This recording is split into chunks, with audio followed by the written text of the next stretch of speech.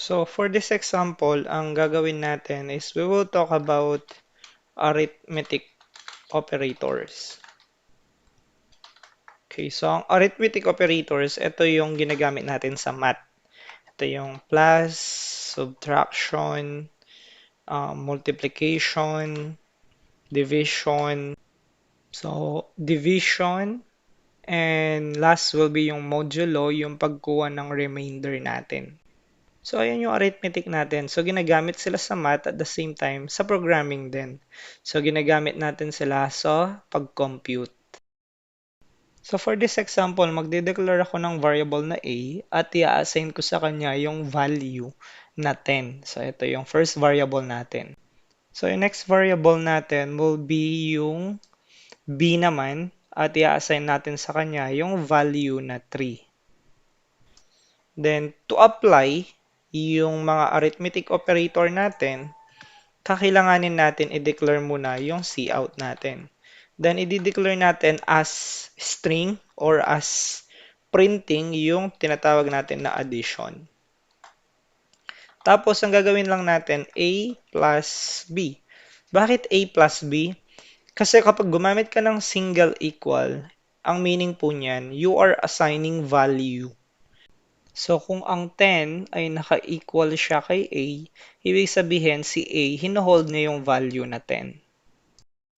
And si 3 naman, ipapahold natin kay B. Kaya yung sa addition natin, A plus B, kasi sila yung may hawak sa value. And then, we add yung end line dito. So, yung next part will be copy and paste na lang. And then, after natin mag-copy and paste, papalitan na lang natin yung mga string such as subtraction. Palitan lang natin to. Ito rin. So, palitan natin siya ng multiplication. Tapos, ito naman ay division. At ito naman ay yung para sa remainder natin.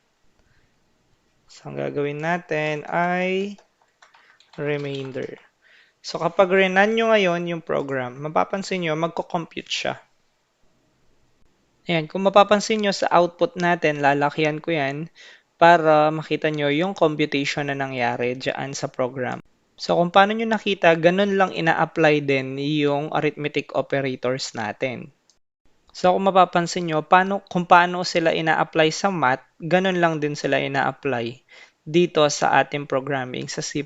So, kahit anong klaseng programming language pa yan, same pa din yung implementation niya. So, yung next part na gagawin natin, ito naman yung tinatawag natin na comparison operators. So, ito naman madalas siyang ginagamit sa mga conditionals na natin, conditional statement. So, ipapakita ko lang yung dalawang comparison operators para magkaroon lang kayo ng idea. Sa una, magde-declare lang ako ng variable na x, equal to 5 ko siya. And then yung y natin, equal ko siya sa 10.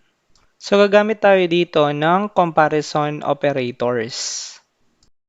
Una, i-declare ko lang yung cout natin. After nun, magtatanong lang tayo kung yung x ba ay less than sa y. So, yun yung question natin. After nun, declaration ng variable natin, x is less than to y. Yan. Tapos, mag-end line tayo dito.